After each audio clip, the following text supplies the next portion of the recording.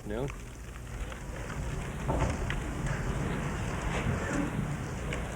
I have several announcements to make. First is one made at the request of Mrs. Kennedy. Since the election, the birth of our son, and the inauguration, Mrs. Kennedy and I have received over 100,000 letters and telegrams of congratulations and good wishes. They are now building up in available rooms at the White House. Unfortunately, it's not going to be possible for us to acknowledge and answer as we would like to answer each and every message. And therefore, I wish to take this opportunity on behalf of Mrs. Kennedy and myself to thank everyone who has been so kind and generous. Secondly, I'm happy to be able to announce that the restrictions recently imposed on travel abroad of dependents of service personnel will be lifted as soon as the necessary detailed arrangements can be made in the Defense Department. Secretary McNamara has been able to work out arrangements for equivalent savings in personnel costs abroad, so that this change does not imply any weakening of our determination to protect the value of the dollar. This is a matter of great importance. The Chiefs of Staff have been most concerned about the effect of this order on morale and on the rate of enlistment, and therefore we have had to make a balanced judgment as to which actions in which areas would be in the national interest. And after giving this matter careful consideration, it is the judgment of the Defense Department that other savings can be made which will be more satisfactory to us and to the position of the armed forces.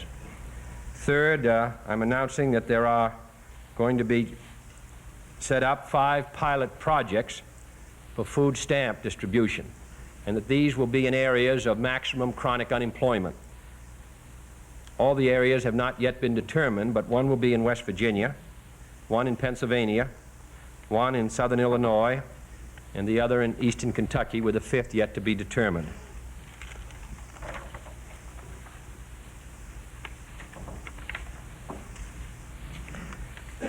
Next, the Veterans Administration has been instructed to speed up the payment of the national insurance dividends.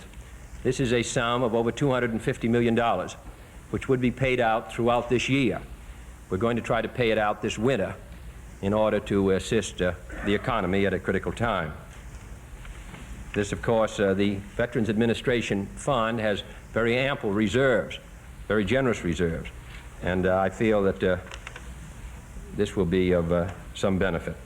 Lastly, in order to lower the cost of housing credit and stimulate that sector of the economy, I've directed the Federal Housing Administration to reduce the maximum permissible interest on FHA-insured loans from 5 3/4 to 5.5%. Complementary action will be taken by the Federal National Mortgage Association. In addition, I've asked the Community Facilities Administration to reduce interest rates on new loans to local public bodies for the construction of public facilities and to broaden their eligibility requirements. And I've instructed the Housing and Home Finance Agency to hasten those approved projects where a speed up can be effected without waste. Thank you. Mr. President, as you know, Adlai Stevenson said the other day it was his guess that you would be happy to meet with Khrushchev if he should come to this country for the UN session. I wonder, was he correct in his guess that you would be happy to meet with Khrushchev? As Ambassador Stevenson said, I have had not discussed the matter with him. I have no idea whether Mr. Khrushchev is coming to the United States or not. There's been no indication either publicly or privately that he is planning a visit to the United States, and therefore I think it would be appropriate to wait in regard to what plans we might have, and as far as seeing him, it would be more appropriate to wait until we have some idea whether he's going to come or not. Could you tell us something of the reasoning and the background of the apparent restrictions on the RB-47 flyers in publicly discussing their experiences in Russia? We get the impression from the Pentagon that this blackout on any public interviews or discussion of the 2 flyers is to be more or less an indefinite thing. Now, we're told at the Pentagon that this is in the national interest.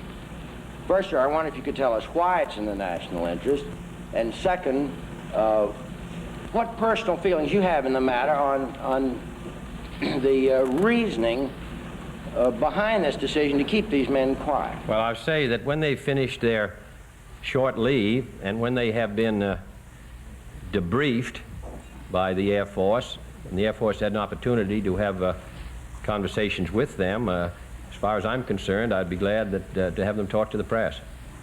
And therefore, I would assume they would be available to the press as soon as that leave is over. Mr. President, this may be a corollary question. Your administration has indicated that it expects officers of the military on active duty to support in their public statements, or at least not to be hostile to the foreign policy of your administration. Does this project itself into other areas? What about the Atomic Energy Commission? What about economists working for the executive branch who may have differences about economic policy? I think that the procedure which we have established is a traditional one. I think that the Eisenhower administration made, according to the counts that I have seen, over 65 known efforts to make sure that speeches by members of the military were in accordance with the general objectives of American foreign policy. I think we're going to continue to do that. If a well-known, high-ranking military figure makes a speech which affects foreign policy or possible military policy, I think that the people and the countries abroad have a right to expect that that speech represents the opinion of the national government. Now, the speech of Admiral Burke, which raised this question, when the speech was drafted, Admiral Burke may not have known, nor did any of us, whether these flyers would be released, for example. And therefore, there is some value in coordinating statements made by high-ranking, responsible officials of our national, involving national security, coordinating them and making sure that the State Department, the White House, and Defense are informed about the speeches and that they represent national policy. That has been the policy followed by President Eisenhower. It is the policy which must be followed by this administration. Now, in the question Mr. Morgan asked, it's not intended that this will serve as a restraint on the ability of people in this administration to speak out, particularly when those speeches do not involve national security. I think the important point here is when they involve national security. Yes? Do you consider the current business slump serious enough to justify a tax cut? I do not at this time. I've stated that we're going to take make another judgment on the state of the economy in 2 to 3 months, and we'll then decide what action could be usefully taken. But I have not proposed a tax cut at this time, nor do I intend to. President, some critics stated that the proposals of added federal expenditures in your State of the Union message may force us to, quote, kick the bottom out of the money barrel. Could you give us an idea, sir, how your proposed increased programs would be furnished? And in connection with the previous question, could it possibly mean an increase in income taxes? Well, I think that we can spell out our proposed proposals in the series of messages that we're going to send in the next 14 days. And as I have said, the proposals that we will make will not of themselves unbalance the budget. Mr. President. Yes. Mr. President, your State of the Union message was both praised and criticized. Some of the critics said that you painted the picture in dark colors so that should there be any improvement, you would get the credit. Would you want to comment on that, sir? Well, I painted the picture as I saw it. I also stated that in my judgment, in some areas involving the national interest, the news would be worse before it gets better. And I think that the American people might just as well realize that. So that my statement stands as my view of the problems facing the United States at home and abroad at this time. To the best of my ability, it is an accurate presentation. I am not a candidate for office for at least 4 years, so that there will be many ups and downs, I suppose, during that period. So that anybody who thinks that if things get better in the spring, that we'll be able to say that they're the result of the administration's policy, and that's the reason that I painted them unnecessarily dark, misunderstands completely. They are painted accurately as I understand them to be. And anyone who makes a judgment that it was laid on thick for political reasons, I think is making a serious mistake, and I hope would give us the benefit of the doubt of an honest view. Now, other people may look at the same facts and come to a different conclusion. Obviously, they have, before my speech and since my speech. But that represents my view as president. Mr. Lawrence? Mr. President, in the spirit of your Los Angeles campaign speech, are you prepared to move soon by executive action in the field of civil rights? And if so, in what fields would you make your first steps? We have been considering what steps could be taken in the field of expanding civil rights by executive action. And I'm hopeful that we will shortly conclude that analysis and have some statement to make on it. It's not completed as yet. In connection with a couple of previous questions, you have stated several times since your election that the country was in for some substantial sacrifices, or that the year 1961 might be a difficult year to live in. And yet some of the measures you have announced seem to be intended to improve the lot of, let's say, more unfortunate sections of the population. Could you be more explicit on what you mean by sacrifices and the difficulties of living in 1961? Well, I would hope that a country as powerful as ours, I said it was the most resourceful, industrialized country in the world, would not oppose efforts which we would take to make the life of people who live in these chronic depressed areas, to make it easier. I do not feel that all the burdens of hardship should be placed on them. In addition, I do believe that we are heavily involved in critical areas of the world, and I cannot today predict what the result will be of events in those areas of the world. I merely state that the tide has not been running with us, that we are heavily involved, heavily committed by public statements of the former administration as well as by this administration, and therefore I felt that we should inform the people that there are hazards which lurk around us and which may place heavy burdens on us.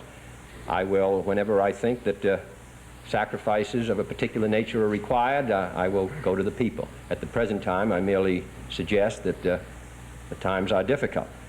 Now, when we talk about 5.5 million people unemployed, there are still over 60 million people employed.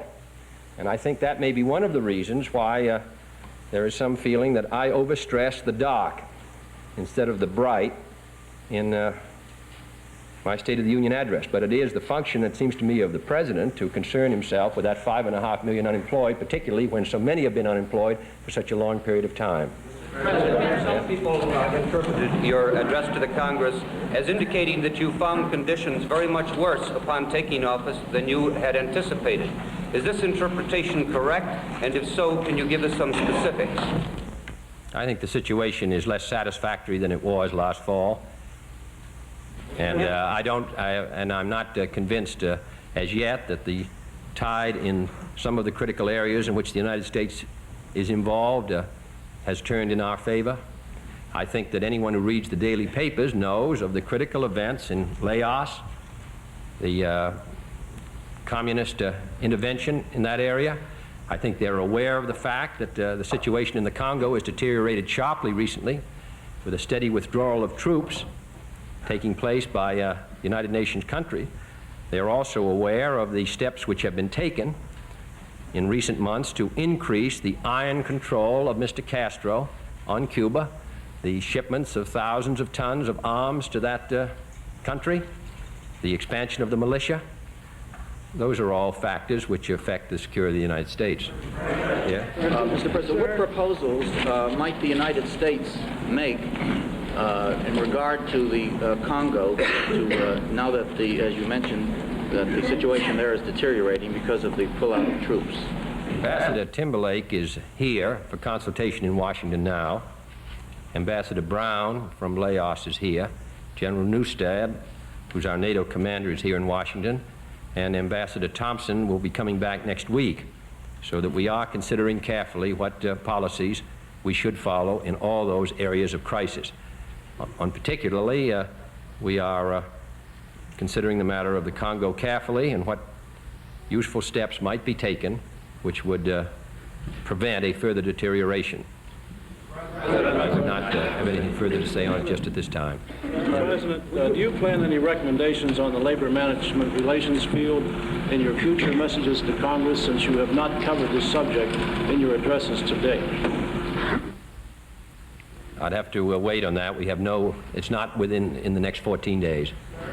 Yes? Would you clarify your intentions in the field of unemployment compensation? Do you plan now to propose to Congress the establishment of federal standards, wider coverage, higher benefits, and for their greater duration? Well, the first matter which we will address to the Congress will be the question of emergency payments to those unemployed who've exhausted their benefits. Later in March, we will send to the Congress, or in April, proposals dealing with a more permanent improvement in unemployment compensation standards, duration, and benefits, because there isn't any doubt that based on our experience in '58 and our experience this year, the unemployment compensation system has not met the needs of the country satisfactorily. So we will be sending a second message dealing with the subjects which you discussed in your question. Yes? Do you agree with the President with your statement on the military dependence? Is this to be a complete repeal of the existing directive? Thank you. Yes. Do you agree with the general assessment that the narrowness of the House vote yesterday on enlarging the Rules Committee means rough going ahead for your legislative program? Well, the Speaker was successful yesterday, and that does mean that the House will have an opportunity to vote on all of these bills. I do think that the House is closely divided on a good many matters which involve legislative proposals, and perhaps the country may be divided too, but at least we will have a chance to have a vote, and I consider that the most important thing. If the House then doesn't want to support our proposals, then at least I feel that the country has indicated its judgment and not the judgment of only a small number of representatives. But I would say that we're going to have a close debate in both the House and the Senate on a good many matters, and which has always been true. If the matters do anything, if they provide for any action, they're bound to be controversy about them. The only way that you get general agreement is when you confine yourself to general statements. Yeah. President, will you ask for the same new revenues that Mr. Eisenhower asked for in his budget message? I will. It is a fact, as I suggested in the State of the Union address, that some of those proposals are generously estimated. For example, I believe that the President's budget calls for with a $900 million deficit in the post office, I think the President's budget called for revenue action by the Congress of $843 million. In view of the fact that the Congress has been reluctant in the past, I think we have to consider carefully whether we could expect the Congress to ever vote $843 million new revenue on mail and postage. But nevertheless, we are going to go ahead in general with perhaps there may be one or two changes, but they'll be relatively minor. We are going ahead with the revenue requests of the previous administration. Any new sources of revenue? We will be discussing the sources of revenue for any additional programs we suggest, because we will, with every program we send, suggest a source of revenue for it. Yeah. Your predecessor in office called himself a political moderate, said he believed in the middle-of-the-road approach. What do you call yourself politically, and how do you define your political philosophy? Well, I don't call myself anything except a Democrat who's been elected President of the United States. And I hope I am a responsible president. That's my intention. President, are there plans afoot now for Prime Minister Macmillan or President de Gaulle or any of the others to meet with you personally in the next few months? I would not be able to answer that, because any announcement on proposed visits should be timed with the countries that are involved, and we're not able to make that timing at this time. Mr. President, in connection with your references to a sound dollar, would you give us your ideas as to whether there is any danger of inflation? Well, there has been a steady inflationary rise throughout the history of the United States. I'm not able to make any judgments as to what will happen to the cost of living in the next 12 months. We do have the problem of, which is before us, of whether the only way we can prevent an increase in the cost of living is to have 5.5 million people unemployed and have only a limited and have a substantial percentage of our capacity unused. The question is whether we can maintain a reasonable balance between increase in purchasing power and the cost of doing business with full employment. That is the basic problem. I'm not satisfied to have the cost of living remain constant only by having the economy restrained. What I was referring to is that we have no intention, two things. First, we have no intention of devaluing the dollar. Secondly, we are concerned with price stability. And in all of the programs that we will put forward, we will pay due care to the problem of preventing any stimulation of the economy resulting in an excessive increase in the cost of living. Your budget, your State of the Union message, sir, to Congress was taken by some to mean a rather sharp criticism of President Eisenhower's military policy and judgment. Would you care to comment on that? We are making an assessment of whether the plans we now have for the defense of the United States are matched by the military strength to implement those plans. That preliminary judgment will be finished by the end of February. It may result in some different budget requests and some different command decisions. But until the Secretary of Defense completes that analysis, I would not attempt to make any criticisms or suggest that we are going to have to change the plans made by President Eisenhower. But I do think that the situation grows more serious. Chinese communist strength increases. The intervention by the communists in these critical areas which I mentioned has grown greater, and therefore we have to consider whether in the light of this additional threat, the strength we now have, not only our nuclear deterrent, but also our capacity for limited war is sufficient. It's not intended as a criticism of any previous action by any previous administration. It merely is an attempt to meet our own responsibilities at this time. Mr. President, when you say that your spending proposals by themselves will not unbalance the budget, can you tell us whether you plan to spend more than Mr. Eisenhower proposed spending in fiscal 1962? If so, how much more? I will send to the Congress, when the Budget Bureau has completed its analysis, our proposals. But they have not been completed as yet. President. Yeah. Senator Pastore, during hearings held yesterday today on amending Section 315 of the Communications Act, raised the question of whether an incumbent presidential candidate would agree to debate a so-called outsider on television.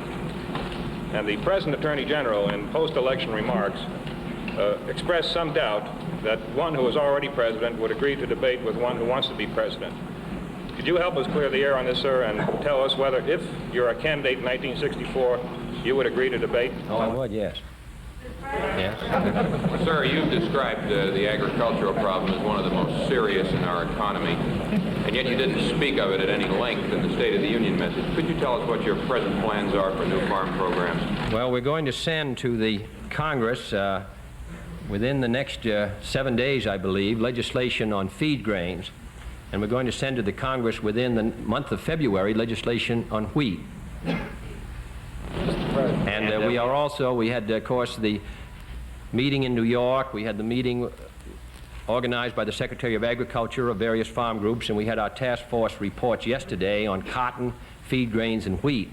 And I must say that the Secretary of Agriculture is working overtime. These two matters, feed grains and wheat, we are going to move ahead right away. The situation in cotton is different.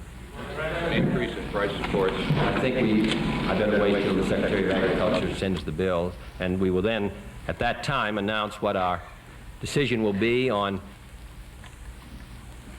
controls and also on what the dollar value will be of the price support. Can you explain what our policy and purpose is in connection with the Portuguese line of Santa Maria, and whether it goes beyond the safety of the passengers, and whether you've had any notes from the Portuguese government in connection with this? Well, the Portuguese government and the ambassador, of course, has expressed their great interest in securing the control of the ship again. We've been concerned about the lives of the American passengers aboard. There are also other passengers aboard, and we're concerned about their lives. We're also well aware of the interest of the Portuguese government in securing control again of the ship. And I'm hopeful that all these interests can be protected. Now, we have no information that the Portuguese government has protested or has threatened us with a withdrawal of our air rights in the Azores. I believe the Portuguese government also has denied that, but they are most concerned about it, and they've made their concern known to us. Yeah. Mr. President, have you encountered any one particular problem in being the president that you had not anticipated? Well, yes, I think the problem, of course, is the difficulty in securing a clear response between decisions that we might make here, which affect the security of the United States, and having them effectively instrumented in the field under varying circumstances. It's easier to sit with a map and talk about what ought to be done than to see it done, but that is perhaps inevitable. Yes? The Germans are reported to be somewhat unhappy because in your State of the Union message, in speaking of critical areas, you did not mention Berlin or Germany. And this afternoon, when you were talking of critical areas, you did not mention Berlin and Germany. Is there any significance to your omission? In other words, last fall, you anticipated the possibility of some new crisis in Berlin and Germany in the spring. I'm wondering if there has been some change in the situation that has altered your assessment of it. No, my view, and I think the United States government's view, which is the same as the view expressed by the previous administration, remains constant. And it's very difficult to name every area. There's no change in our view on Berlin. Mr. President, there are 6 Americans who have been convicted to 30 years imprisonment in Cuba, and there are 5 Americans who have been jailed for more than 6 years in China. Could you say what efforts the United States might possibly make on behalf, what new efforts the United States might make on behalf of the 6 in Cuba and the 5 in Communist China? Well, we have asked, the Swiss minister is representing our interests in regard to this trial, and we've asked for complete information, and we are going to attempt to, within the limits imposed by the nature of the regime in Cuba, to protect the interests of American citizens who are there. Now, this previous administration on many occasions brought before the Chinese representatives, in fact there were many conversations in Geneva as well as in Warsaw, on the problem of the Americans who've been detained, some of them way back since 1951. This is a matter of continuing concern, and as long as those men are held, it would be extremely difficult to have any kind of normal relations with the Chinese communists. There are other matters which affect those relations too, but this is certainly a point of the greatest possible concern.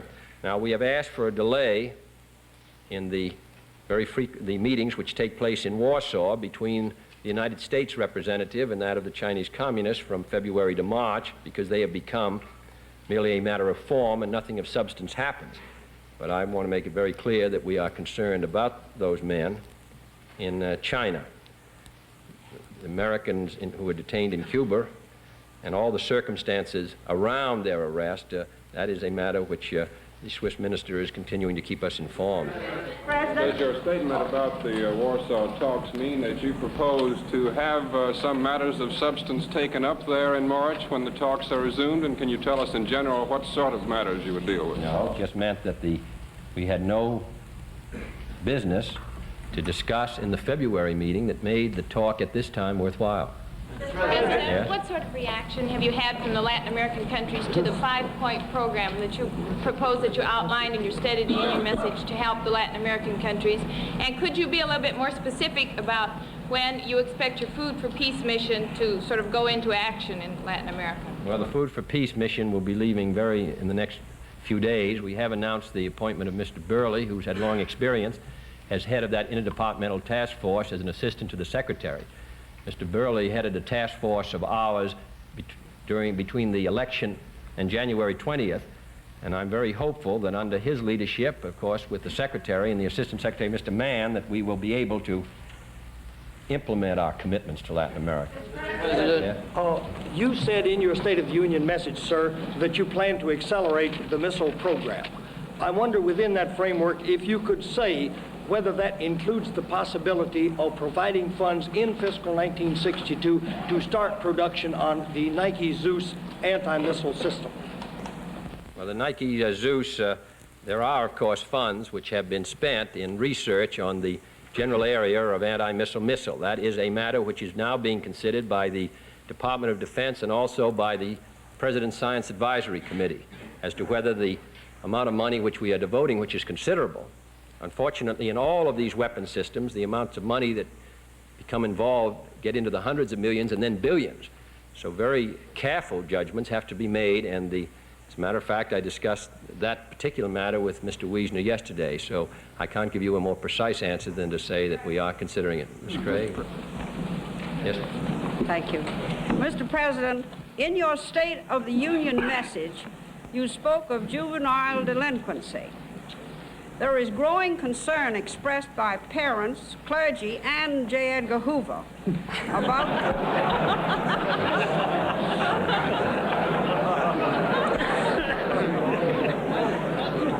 about the effect on young people of crime and violence in movies and on the air, and a Senate committee is investigating this.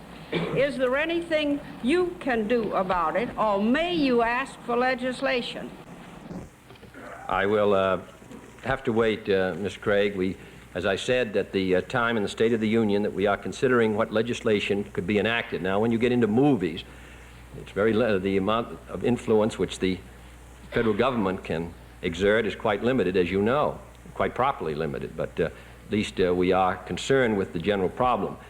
All these steps we take on urban renewal and housing also affect, of course, the kind of atmosphere, the kind of schools we have, the kind of housing we have, the kind of health conditions we have, all affect the atmosphere in which younger people grow up. We are very much concerned with that area. And we also are informed about what the Congress is doing, but this is a matter which goes to the responsibility of the private citizen. The federal government cannot protect the standards of young boys or girls. The parents have to do it in the first place. We can only play a very supplemental role and a marginal role. So we can't put that problem on Mr. Hoover or on the White House or on the Congress. It rests with the families involved and the parents involved. But we can do something about the living condition and the atmosphere in which these children grow up, and we are going to do something about it. Yeah. In your State of the Union address, you said, "I shall withhold from neither the Congress nor the people any fact or report, past, present, or future, which is necessary for a free and informed judgment of our conduct and hazards." Does this apply, sir, to the Gaither Report, and will you make that available amongst other studies of a critical nature? I've been reading the Gaither Report. I think there are two matters involved. First, some of its provisions are quite dated and rest on assumptions which are no longer valid. Secondly, some portions of it do involve security information, so that we will make a judgment, I hope shortly, whether overall it would be possible to release those parts of it which would not adversely affect the security of the United States and which would assist us at our present time. That is really the question. Does the release of this and the material in it of a report 3 years old benefit our security position today and help the people make a judgment on it? And I would have to finish the study of the Gaither Report before we give you an answer to that. Mr. Abel? President, how soon do you expect to submit to Congress your slate of new ambassadors? I'm thinking of posts like London or Paris, where there is no ambassador at the moment. Have, of course, informed the countries involved and asked for their agreement, which is customary, and as soon as those agreements come back to us, we will send the names to the Senate. Do that singly or in a block? As quickly as possible, and if we can get the agreements back in block, we'll send them in block. Thank you. Come on up.